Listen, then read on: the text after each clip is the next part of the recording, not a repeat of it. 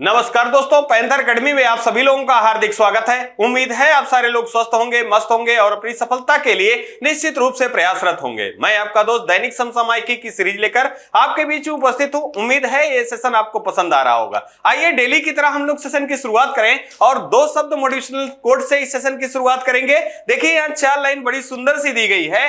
तूफान में ताश का घर नहीं बनता, रोने से बिगड़ा मुकद्दर नहीं संवरता, दुनिया को जीतने का हौसला रखो, एक हार से कोई फकीर नहीं बनता और एक जीत से कोई सिकंदर नहीं बनता। मतलब आपके लक्ष्य की प्राप्ति के दौरान अगर असफलता आ रही है तो निश्चित मानिए आपको घबराना नहीं है, आपको रुकना नहीं है, थकना नहीं है, निरंतर प्रयास करते रहना है। अगर ऐसा कर रहे हैं तो सफलता आपसे दूर रहने वाली नहीं है। इसी क्रम में सिर्फ आपसे इतना ही गुजारिश रहेगा कि आप सेशन में शुरुआत से लेकर अंत तक बने रहें। यह सेशन आपके लिए और परीक्षाओं की दृष्टिकोण से अत्यंत महत्वपूर्ण होने वाली है। आइए हम लोग सेशन की शुरुआत करें और महत्वपूर्ण सीरीज को देखें। देखिए पहला ही अत्यंत महत्वपूर्ण प्रश्न दिया गया है, प्रतिवर्ष राष्ट्रीय दुग्ध दिवस कब मनाया जाता है? विकल्प हमारे दिए गए हैं। पहला 20 नवंबर, दूसरा 21 नवंबर, तीसरा 26 नवंबर, चौथा 24 नवंबर। यहां जो सही विकल्प हमारा होगा विकल्प नंबर सी सही होगा। 26 नवंबर को राष्ट्रीय दुग्ध दुग्ध दिवस के रूप में मनाया जाता है। अगर हम बात करें कि ये किसकी स्मृति में मनाया जाता है तो डॉक्टर वर्गीज कुरियन की स्मृति में मनाया जाता है। अब यहां पे आपको ध्यान रखना है कि इनका संबंध भारत के किस राज्य से है तो केरल के कोझिकोड से इनका संबंध था, यह भी आपको याद रखना है। अगर बात करें यहां से श्वेत क्रांति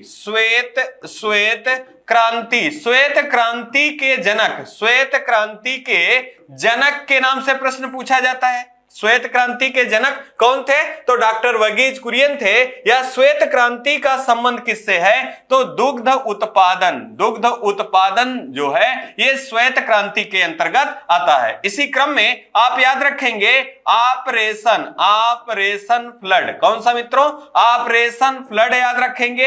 यह किससे संबंधित है? यह भी दुग्ध उत्पादन से संबंधित है और कई बार परीक्षाओं में पूछा गया है। इसी क्रम में डॉक्टर वर्गीज कुरियन से आपको याद रखना है कि इन्हें रेमन मैग्सेस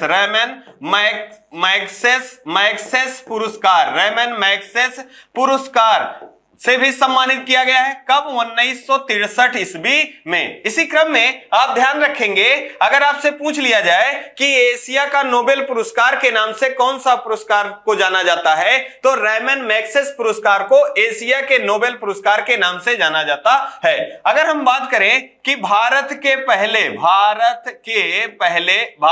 पहले रेमन मैग्सेस पुरस्कार प्राप्तकर्ता कौन थे तो आचार्य विनोवा भावे जी जो थे ये भारत के पहले कौन थे? ये रेमन मैग्सेस पुरस्कार प्राप्त करता थे। भूदान आंदोलन किसके द्वारा प्रारंभ किया गया था तो भूदान आंदोलन आचार्य विनोबा भावे जी के द्वारा प्रारंभ किया गया था। और ये पहले सत्याग्रही के रूप में किसे जाना जाता है तो ये पहले सत्याग्रही के रूप में आचार्य विनोबा भावे जी को जाना जाता है। इसी क्रम में वर्गीज कुरियन जी को पद्म विभूषण सम्मान से भी सम्मानित किया गया है, यह भी ध्यान रखना है। अगर हम बात करें यहां अन्य जानकारी के रूप में तो आपको याद रखना है कि संपूर्ण आहार के नाम से किसे जाना जाता है तो दूध को संपूर्ण आहार के नाम से भी जाना जाता है। भारत के परिप्रेक्ष्य में देखें तो विश्व में सर्वाधिक दुग्ध उत्पादन किस देश में होता है तो ये भारत में होता है। और भारत के अंदर अगर बात की जाए तो सबसे ज्यादा दुग्ध उत्पादन कहां होता है तो ये उत्तर प्रदेश में होता है। यह भी आपके लिए महत्वपूर्ण प्रश्न है, आपको ध्यान रखना है। आइए इसी क्रम में हम लोग अगला महत्वपूर्ण प्रश्न देखेंगे। अगला है हाल ही में भारतीय अंतरिक्ष अनुसंधान इसरो ने किस देश के नैनो सैटेलाइट, इसका नाम आपको याद रखना है, INS-2B को लॉन्च किया है। देखिए विकल्प हमारे जो दिए गए हैं, पहला जापान, दूसरा नेपाल, तीसरा USA, चौथा भूटान। यहां जो हमारा सही विकल्प होगा, विकल्प नंबर डी सही होगा, भूटान। अब यहां से कुछ महत्वपूर्ण जानकारियां हैं जो कि हमको जरूर याद रखना है। जैसे अगर पूछा जाए इसरो या भारतीय अंतरिक्ष अनुसंधान संस्थान, इसकी स्थापना कब होती है, तो इसको इसरो के नाम से जाना जाता है और इसकी स्थापना 15 अगस्त 1969 ईस्वी को की जाती है। और इसका मुख्यालय कहां है, तो बंगलुरु में इसका मुख्यालय है। और अगर हम बात करें वर्तमान में इसके प्रमुख कौन है, तो सोमनाथ जी जो हैं, ये वर्तमान में इसरो के प्रमुख के रूप में हैं। यहां से अगला प्रश्न आपसे पूछा जा सकता है कि ये किस व्हीकल से लॉन्च किया गया है, तो PSLV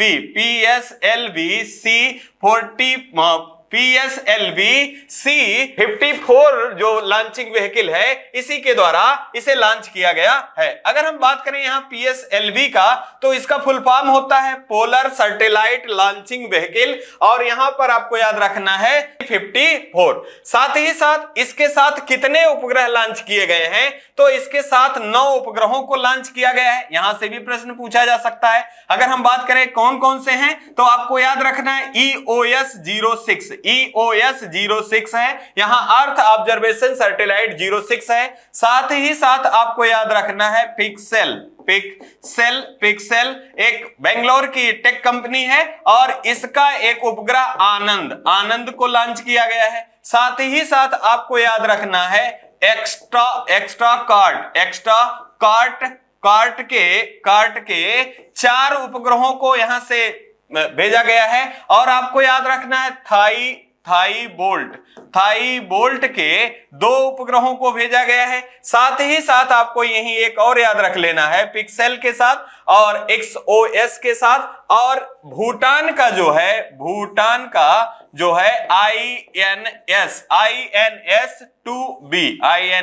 INS-2B। अगर आप देखेंगे तो EOS का 1 हो गया और पिक्सेल का 1 हो गया और भूटान का INS-2B 1 हो गया और एक्साकार्ट के 4 हो गए और थाई बोल्ट के 2 हो गए। टोटल उपग्रहों की संख्या 9 हो गई। और इन 9 उपग्रहों को किसके द्वारा, इसरो के द्वारा प्रक्षेपित किया गया सतीश धवन अंतरिक्ष स्टेशन से, जो कि हरिकोटा आंध्र प्रदेश में स्थित है। यहां से लॉन्चिंग किया गया। कैरियर कौन था, तो PSLV C-54 था, इसके द्वारा इसे प्रक्षेपित किया गया है। अगर हम बात करें कुछ अन्य महत्वपूर्ण प्रक्षेपणों के बारे में, तो हाल ही में एक मिशन है MOM, या इसे मार्स ऑर्बिटर मिशन के नाम से जाना जाता है। इसरो के द्वारा इसे निष्क्रिय घोषित किया गया है। तो अगर बात करें कि यह कब लॉन्च किया गया था, तो 2013 में इसे प्रक्षेपित किया गया था। किसके द्वारा, PSLV C-25 के द्वारा लॉन्च किया गया था और हाल ही में इसरो के द्वारा इसे निष्क्रिय घोषित किया गया है। इसी क्रम में आपको याद रखना है रीसेट हाल ही में जाकार्ता में निष्क्रिय घोषित किया गया है। इसको किसके द्वारा लॉन्च किया गया था, PSLV C-12 के द्वारा लॉन्च किया गया था। अगर बात करें 2022 का पहला सैटेलाइट उपग्रह कौन सा लॉन्च किया गया था, तो आप ध्यान रखेंगे PSLV C-52 के द्वारा EOS 04 को लॉन्च किया गया था। इसी क्रम में GSAT 24 याद रखना है, ये एरियन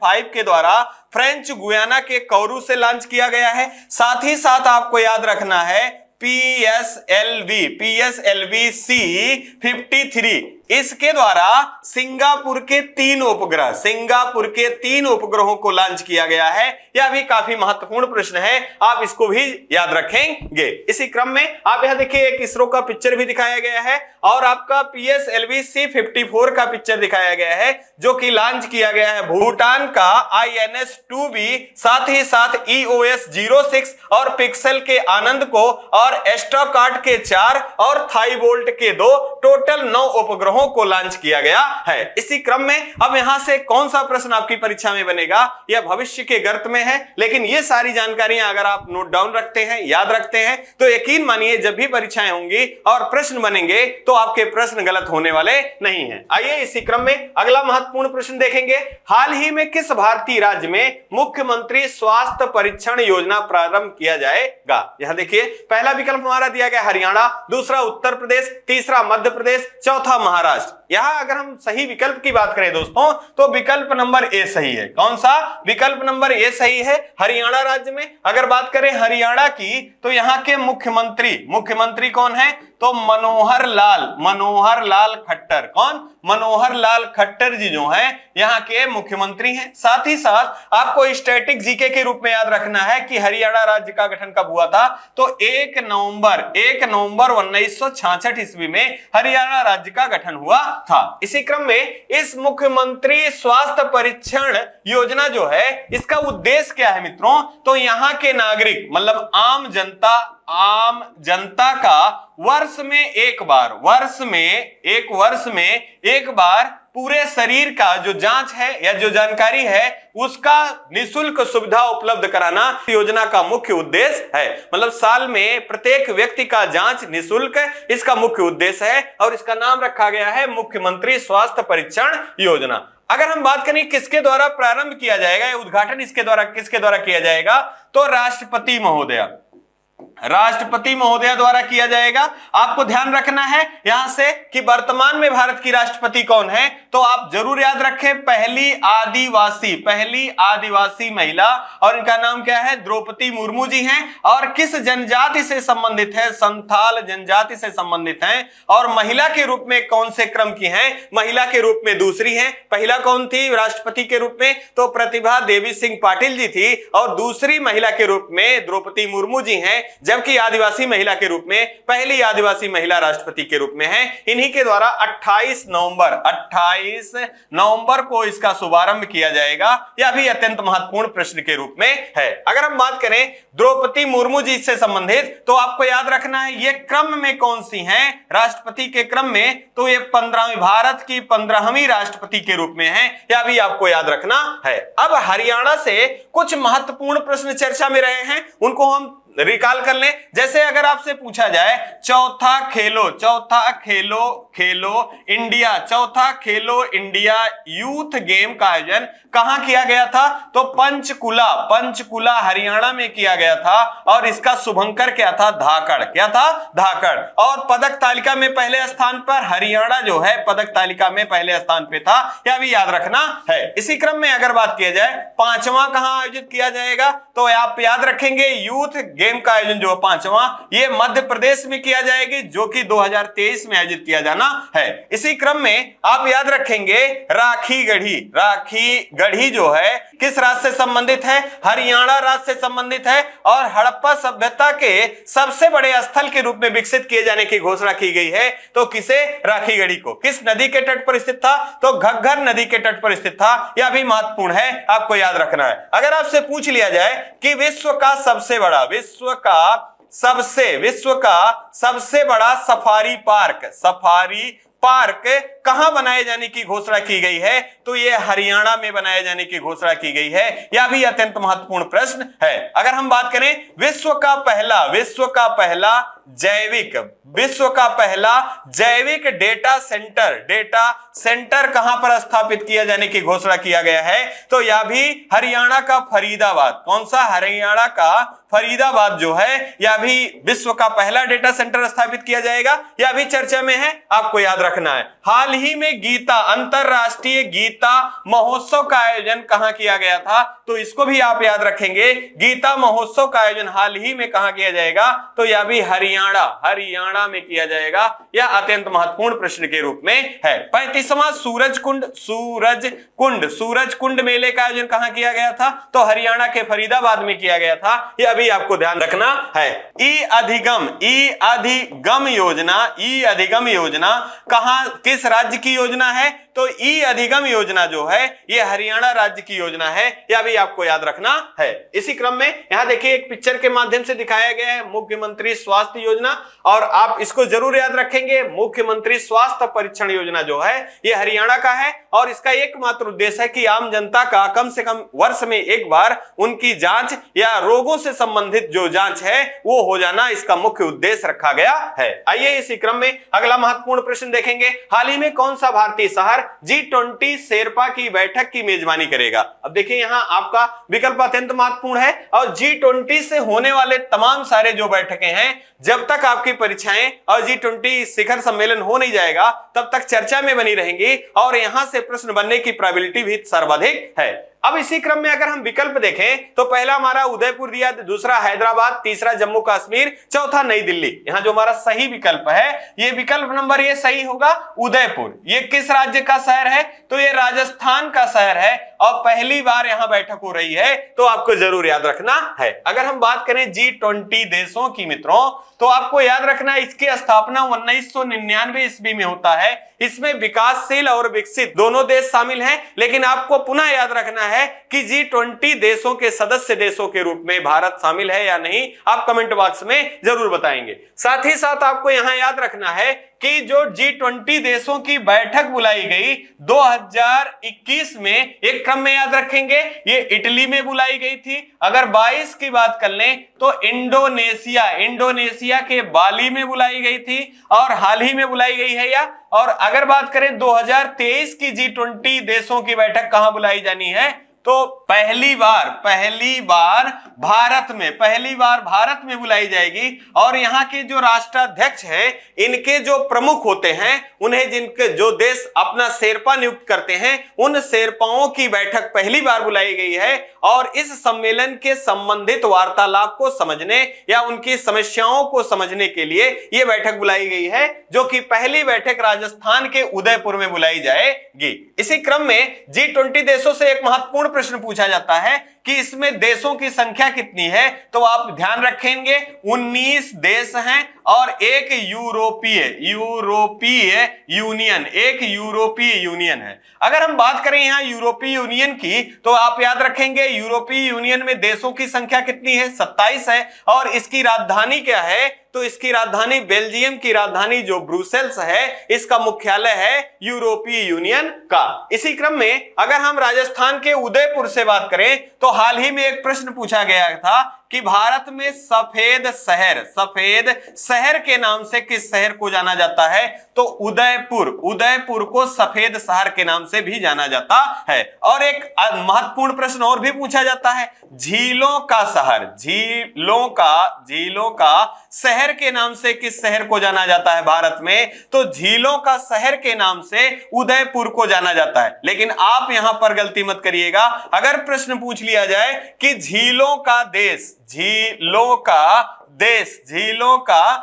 किसे कहा जाता है, तो फिनलैंड। कौन है मित्रों? फिनलैंड जो है इसे झीलों का देश के नाम से जाना जाता है। और आपको जरूर याद रखना है, झीलों का शहर उदयपुर, झीलों का देश जो है ये फिनलैंड, और सफेद शहर उदयपुर। और ये संबंधित कहां से हैं? राजस्थान से संबंधित हैं। यह भी महत्वपूर्ण जानकारी के रूप में है। यहां देखिए आपको दिया भी गया है, beautiful Udaipur is gearing up the first G20 Sherpa meeting. अब भारत के शेरपा किसे नियुक्त किया गया है? तो आप ध्यान रखेंगे भारत के शेरपा कौन होंगे? तो ये अमिताभ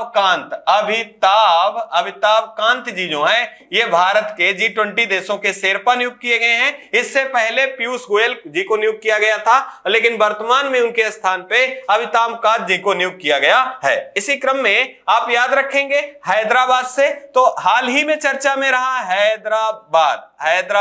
अगर बात करें तो तेलंगाना राज्य की राजधानी क्या है? हैदराबाद है। साथ ही साथ आपको याद रखना है world green city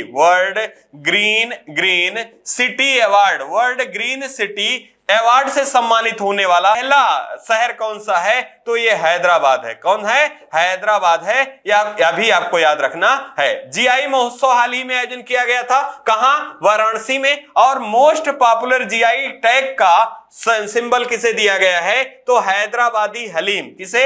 Hyderabadi haleem को दिया गया है, यह भी याद रखना है। Tree city of the world के रूप में सबसे पहला चुने जाने वाला शहर कौन है? हैदराबाद है 2019 में, और 2022 में हैदराबाद और मुंबई 2 शहर चुने गए हैं यूनेस्को के द्वारा, यह भी याद रखना है। आपको भूलना नहीं है ऑपरेशन पोलो का संबंध किससे है? तो ऑपरेशन पोलो का संबंध जो है ये हैदराबाद को भारत का अभिन्न हिस्सा बनाने से है, जो कि कब आयोजित किया गया था? तो 1948 में आयोजित किया गया था, आपको ध्यान रखना है। इसी क्रम में आप ध्यान रखेंगे ये सारे जो बिंदु हैं आपकी परीक्षाओं के दृष्टिकोण से अत्यंत महत्वपूर्ण है, आपको जरूर याद रखना है। आइए अगले प्रश्न को देखें। हाल ही में उत्तर प्रदेश सरकार के द्वारा कितने अन्य नए जिलों को पुलिस कमिश्नर प्रणाली प्रारंभ किया गया है? मतलब पूछा जा रहा है उत्तर प्रदेश में कितने और जिले हैं जिनमें पुलिस कमिश्नर प्रणाली प्रारंभ की गई है? देखिए विकल्प जो दिया गया है, पहला 5, दूसरा 7, तीसरा 3 और चौथा जो दिया गया है 2। यहां जो हमारा सही विकल्प होगा विकल्प नंबर सी सही है, 3 नए जिलों को शामिल किया गया है। अब अगर हम इसको समझने की कोशिश करें तो पुलिस कमिश्नर प्रणाली उत्तर प्रदेश में कब प्रारंभ होती है? तो 2020 में प्रारंभ होता है। सबसे पहले आपको ध्यान रखना है गौतम बुद्ध बुद्ध नगर, साथ ही साथ लखनऊ 2 जिलों को बनाया जाता है। उसके बाद 2021 में 2 नए जिले और जोड़े जाते हैं। कौन? कानपुर और वाराणसी 2 नए जिले जोड़े जाते हैं। और 2022 में 3 नए जिलों को शामिल किया जाता है। कौन कौन से हैं? तो एक प्रयागराज है। कौन है? प्रयागराज है। आगरा है, साथ ही साथ गाजियाबाद, ये 3 नए जिलों को शामिल किया गया है पुलिस कमिश्नर प्रणाली में। अब यहां पुलिस कमिश्नर प्रणाली से संबंधित है कि अत्यधिक शक्तियां जो हैं वो पुलिस कमिश्नर जो हैं उनमें समाहित हो जाती हैं। और आपको ध्यान देना है कि अब उत्तर प्रदेश में टोटल जो जिले हो गए हैं पुलिस कमिश्नर प्रणाली वाले कितने हो गए हैं? तो ये 7 हो गए हैं। ये आपके लिए अत्यंत महत्वपूर्ण प्रश्न है। इसी क्रम में आप ध्यान रखेंगे कि 2020 में पहला गौतम बुद्ध नगर लखनऊ, 2021 में कानपुर वाराणसी, 2022 में प्रयागराज, आगरा और गाजियाबाद को चुना गया है। अब उत्तर प्रदेश से हाल फिलहाल के दिनों में खूब चर्चा में प्रश्न रहे हैं। जैसे अगर पूछ लिया जाए कि हाल ही में जल जीवन मिशन का रिपोर्ट आया है, इसमें भारत में पहले स्थान पे कौन सा राज्य रहा है? तो उत्तर प्रदेश मित्रों पहले स्थान पे रहा है। साथ ही साथ अगर पूछा जाए कि शहरी पीएम आवास योजना में पहला स्थान किस प्रदेश को मिला है? तो यह भी उत्तर प्रदेश को मिला है। अगर पूछ लिया जाए अमृत सरोवर सबसे पहला भारत में कहां बनाया गया? तो रामपुर में बनाया गया, जो कि उत्तर प्रदेश में शामिल है। और यहां पर आपको याद रखना है कि टोटल भारत में अमृत सरोवर बनाने जाने में सबसे पहला स्थान किस राज्य का है? तो यह भी उत्तर प्रदेश का स्थान है। हाल ही में राष्ट्रीय जल पुरस्कार की भी घोषणा की गई थी। तो पहले स्थान पे कौन सा राज्य है? तो यहां भी उत्तर प्रदेश है, यह भी याद रखना है। अगर आपसे पूछ लिया जाए आर्द्र भूमियों की संख्या में दूसरे स्थान पे कौन सा राज्य है? तो दूसरे स्थान पे उत्तर प्रदेश है। और कितनी आर्द्र भूमियां हैं? 10 आर्द्र भूमियां हैं। और भारत में वर्तमान में कुल कितनी आर्द्र भूमियां हैं? 75 हैं। सबसे ज्यादा कहां है? तो ये तमिलनाडु में है, जहां की 14 आर्द्र भूमियां हैं। इसी क्रम में उत्तर प्रदेश से याद रखना है भारत का 33वां हाथी रिजर्व कहां बनाए जाने की घोषणा की गई है? उत्तर प्रदेश में। और इसका नाम क्या है? तराई हाथी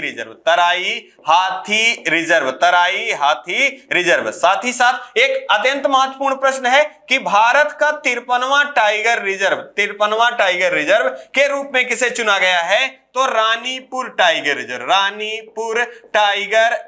रिजर्व, जो कि कहां है? बुंदेलखंड में स्थित है। यह भी आपके लिए अत्यंत महत्वपूर्ण प्रश्न है। और T+2 पुरस्कार से किस टाइगर रिजर्व को सम्मानित किया गया है?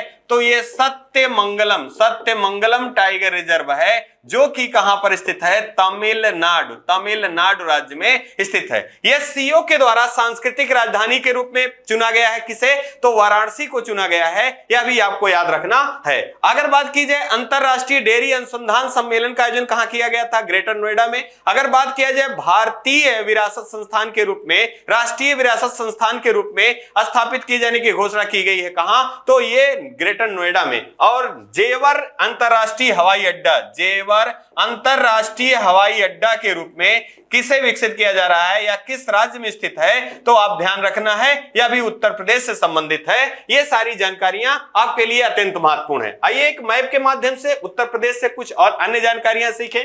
देखिए यहां पर उत्तर प्रदेश का एक मैप दिखाया गया है। अगर आपसे बात की जाए कि उत्तर प्रदेश जो है भारत का जनसंख्या के रूप में कौन से स्थान पे है? पहले स्थान पे है। कितनी जनसंख्या निवास करती है? तो 16.5% जनसंख्या उत्तर प्रदेश में निवास करती है। इसी क्रम में अगर क्षेत्रफल की बात की जाए तो उत्तर प्रदेश चौथे स्थान पे है। पहला आपका कौन है? तो राजस्थान है। दूसरा कौन है? मध्य प्रदेश है। तीसरा कौन है? महाराष्ट्र है। और चौथा उत्तर प्रदेश है। अगर बात करें लोकसभा सीट, लोकसभा सीटों की, तो सर्वाधिक लोकसभा सीटें 80 भारत में, उत्तर प्रदेश में सबसे ज्यादा हैं। अगर बात की जाए विधानसभा सीटों की, तो कितनी है? 403 सीटें जो हैं ये उत्तर प्रदेश में सर्वाधिक। अगर बात की जाए राज्यसभा सीटों की, सर्वाधिक राज्यसभा की सीटें कहां हैं? तो उत्तर प्रदेश में है। कितनी है? 31 हैं। साथ ही साथ अगर विधान परिषद की बात की जाए कि सर्वाधिक सीटें कहां हैं, तो उत्तर प्रदेश में है। कितनी है? 100 हैं। अगर हम बात कर ले यहाँ उत्तर प्रदेश के परिप्रेक्ष्य में, तो पूछा जाता है उत्तर प्रदेश का पूर्वी जिला कौन सा है? तो उत्तर प्रदेश का पूर्वी जिला जो है ये बलिया है। देखिए यहाँ बलिया जो है उत्तर प्रदेश का पूर्वी जिला है। और अगर पूछा जाए पश्चिमी जिला कौन सा है, तो उत्तर प्रदेश का पश्चिमी जिला जो है ये शामली है, आपको ध्यान रखना है। अगर पूछा जाए उत्तरी जिला कौन सा है, तो सहारनपुर जो है ये उत्तरी जिला है। और अगर पूछा जाए दक्षिणी जिला कौन सा है, तो सोनभद्र जो है ये दक्षिणी जिला है। इसी क्रम में अगर हम बात करें कि उत्तर प्रदेश किन किन राज्यों से अपनी सीमा साझा करता है,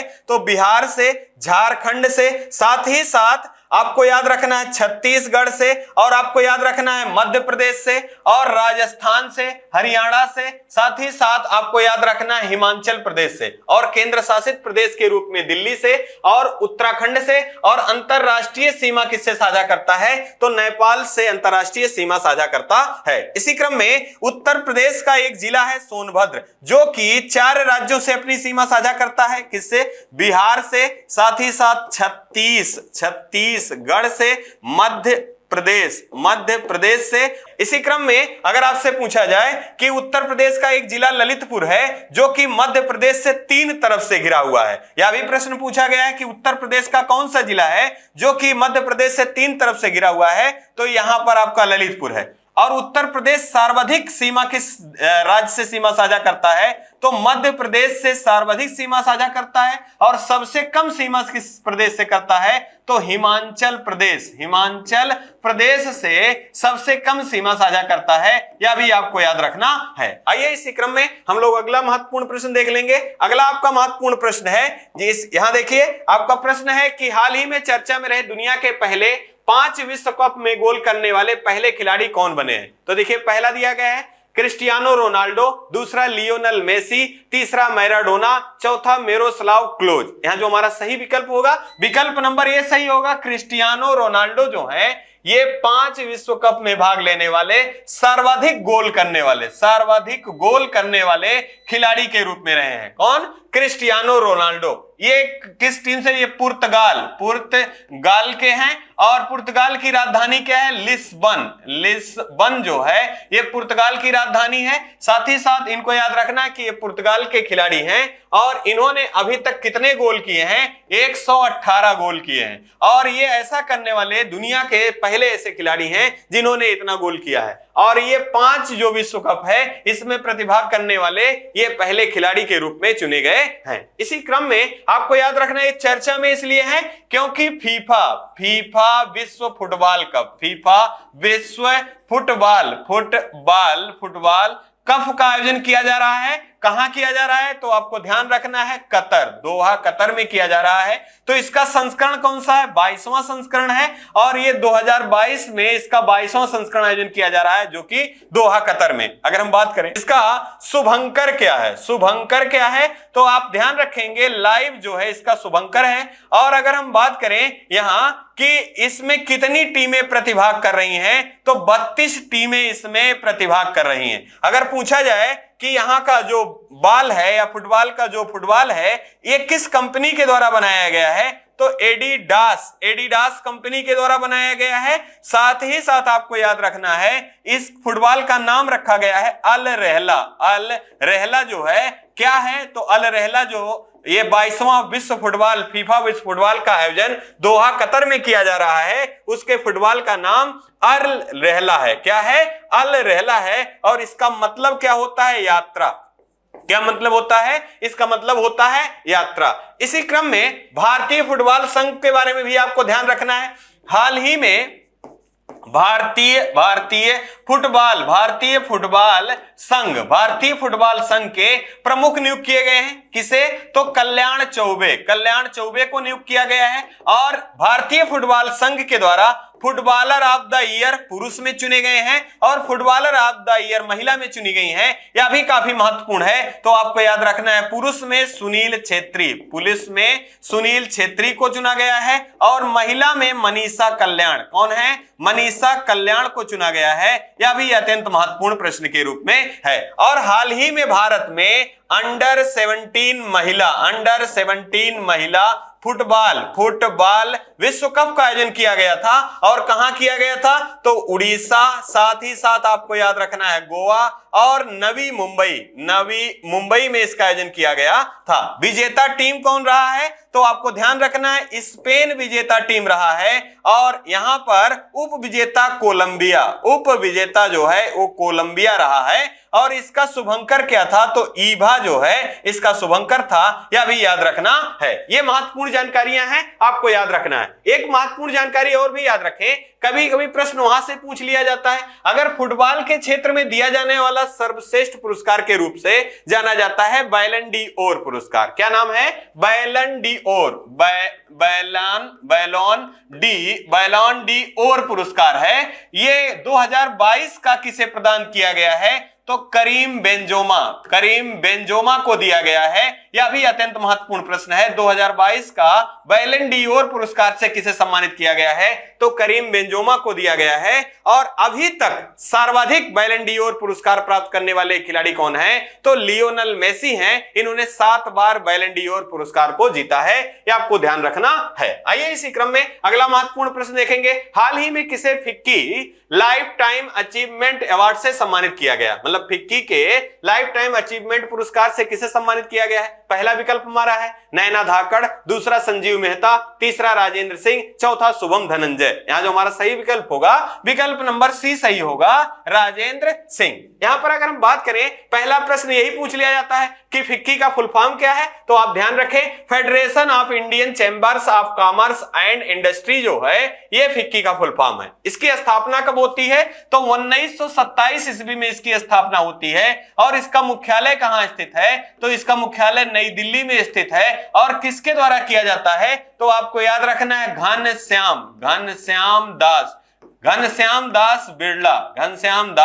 बिरला और अन्य सहयोगी के साथ इनका निर्माण किया जाता है। किसका, फिक्की की स्थापना की जाती है 1927 में। अगर हम बात करें राजेंद्र सिंह के बारे में, तो लाइफ टाइम अचीवमेंट अवार्ड से सम्मानित किया गया है। इसी क्रम में कुछ महत्वपूर्ण नाम और भी दिए गए हैं। अगर पूछा जाए, हाल ही में तेंजिंग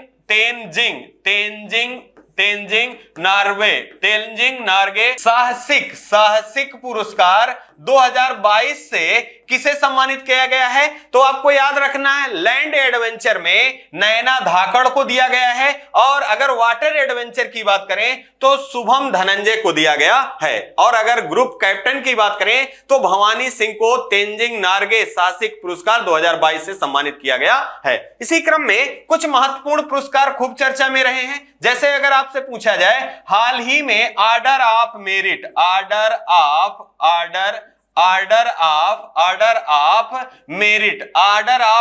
पुरस्कार सबसे पहले ये जाने किस देश से है, तो ये ब्रिटेन का सम्मान है और विज्ञान साथ ही साथ कला के क्षेत्र में किया जाने वाला उत्कृष्ट कार्य में दिया जाने वाला यह पुरस्कार है। और किसे दिया गया है, तो भारतीय मूल के बेकी राधाकृष्णन जो कि तमिलनाडु राज्य से संबंधित हैं, इनको दिया गया है। इसी क्रम में अगर आपसे पूछा जाए एलिजा वेज द्वितीय पुरस्कार से हाल ही में किसे सम्मानित किया गया है, तो आप ध्यान रखेंगे सुएला ब्रेवरमैन को सम्मानित किया गया है। अगर आपसे पूछ लिया जाए यही हाल ही में यूनेस्को शांति पुरस्कार या नानसेन पुरस्कार से किसे सम्मानित किया गया है, तो ये एंजेला मार्केल हैं, इनको सम्मानित किया गया है। अगर हम बात करें हाल ही में लिबर्टी मेडल से किसे सम्मानित किए जाने की घोषणा की गई है, तो आपको याद रखना है जेलेंस्की। इनका पूरा नाम व्लादिमीर जेलेंस्की है और ये यूक्रेन के वर्तमान में राष्ट्रपति हैं। इनको सम्मानित किया गया है लिबर्टी मेडल से। अगर पूछा जाए सखारोह पुरस्कार 2022 से किसे सम्मानित किया गया है या किस देश की जनता को, तो यूक्रेन की जनता को 2022 के सखारोव पुरस्कार से सम्मानित किए जाने की घोषणा की गई है। ये महत्वपूर्ण अंतरराष्ट्रीय पुरस्कार हैं, राष्ट्रीय पुरस्कार हैं और इनको जरूर आपको याद रखना है। यहां से प्रश्न बनने की पॉसिबिलिटी जो है सर्वाधिक है। आइए इसी क्रम में अगला महत्वपूर्ण प्रश्न देखेंगे। हाल ही में अग्नि 3 मिसाइल का सफल परीक्षण कहां से किया गया। अब देखिए विकल्प हमारे जो दिए गए हैं, पहला केरल, दूसरा तमिलनाडु, तीसरा उड़ीसा, चौथा आंध्र प्रदेश। यहां जो हमारा सही विकल्प है, विकल्प नंबर सी सही है। कौन सा? विकल्प नंबर सी सही है, उड़ीसा। अगर हम बात करें उड़ीसा की तो इसकी राजधानी क्या है, तो भुवनेश्वर जो है यहाँ की राजधानी है और नवीन पटनायक जी जो हैं यहाँ के मुख्यमंत्री हैं, आपको याद रखना है। और उड़ीसा के तट को उत्तरी सरकार के नाम से जाना जाता है और यहीं पे जिसे पहले हैवलॉक द्वीप के नाम से जाना जाता था, इसका नाम परिवर्तित करके एपीजे अब्दुल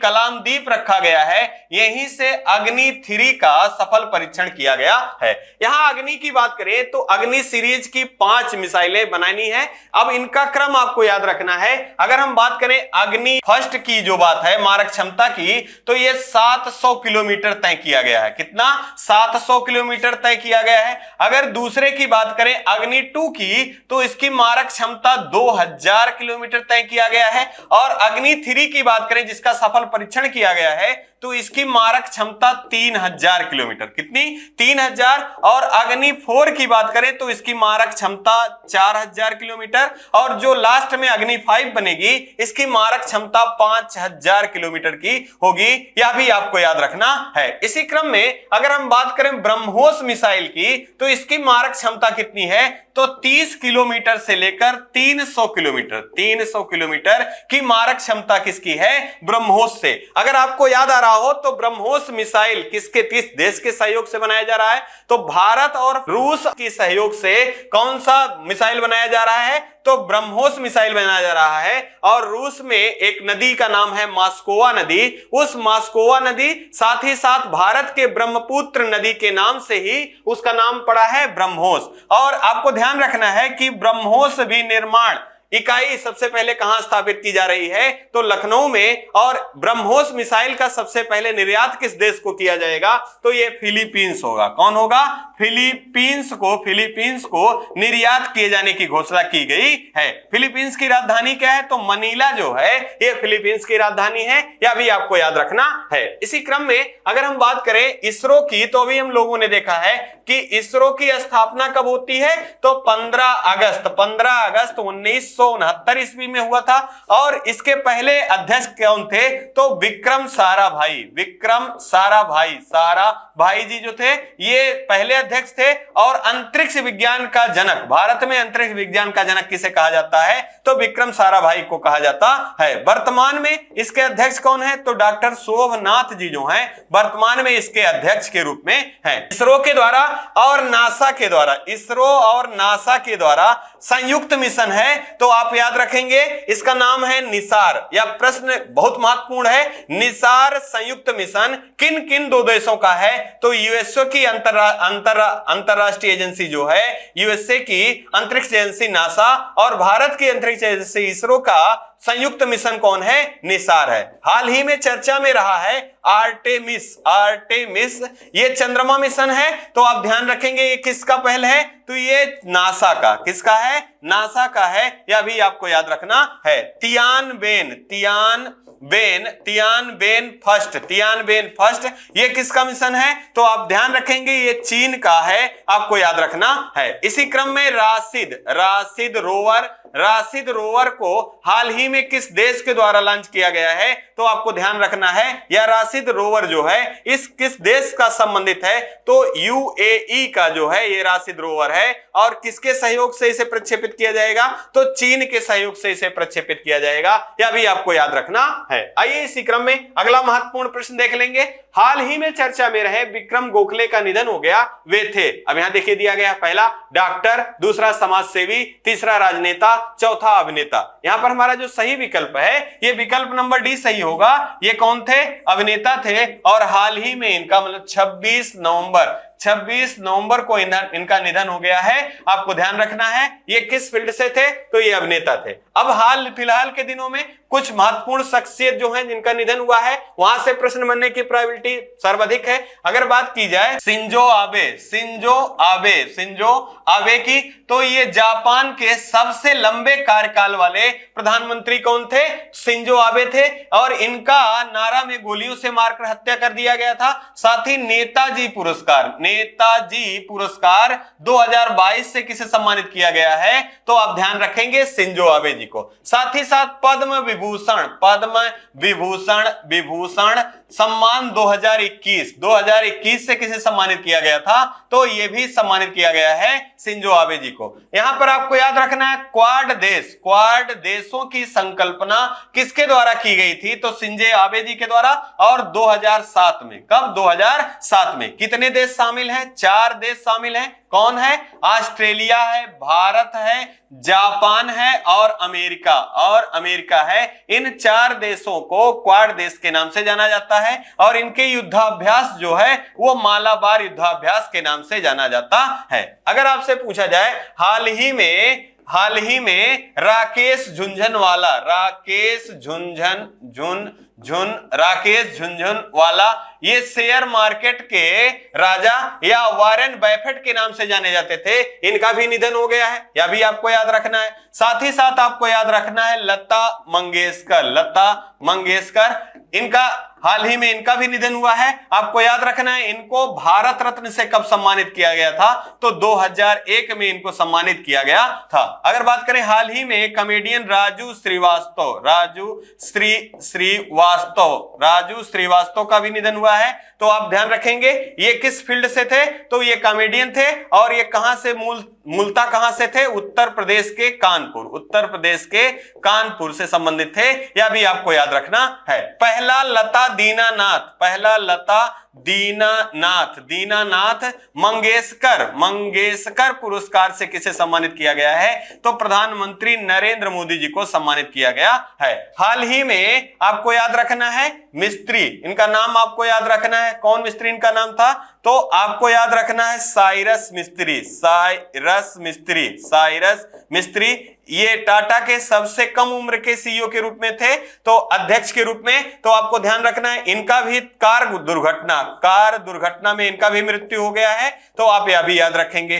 पुनीत राजकुमार ये यहां आपको ध्यान रखना है कर्नाटक का सर्वोच्च पुरस्कार से किसे सम्मानित किया गया था? तो मरणोपरांत पुनीत राजकुमार को सम्मानित किया गया था, यह भी आपको याद रखना है। यह महत्वपूर्ण जानकारियां हैं। और इसी क्रम में ये आज की सीरीज यही समाप्त हो रही है। और यहां देखिए 2 लाइन और भी लिखी गई है असफलता केवल यह सिद्ध करता है कि प्रयत्न पूरे मन से नहीं किया गया। मतलब असफलता आपको यह निश्चित नहीं करता कि आप फेल हो गए या असफल हो गए। असफलता सिर्फ इस चीज को अंकित करती है कि सफलता और असफलता में बस थोड़ी सी दूरी है, उसको समझना है और गलतियों का सुधार करना है और सफलता तक पहुंचना है। इसी क्रम में आपसे गुजारिश रहेगा कि आप अपना और अपने परिवार का खूब ढेर सारा स्नेह प्रेम बनाए रखें। आप अपना और अपने परिवार का ध्यान रखें। जय हिंद, जय भारत।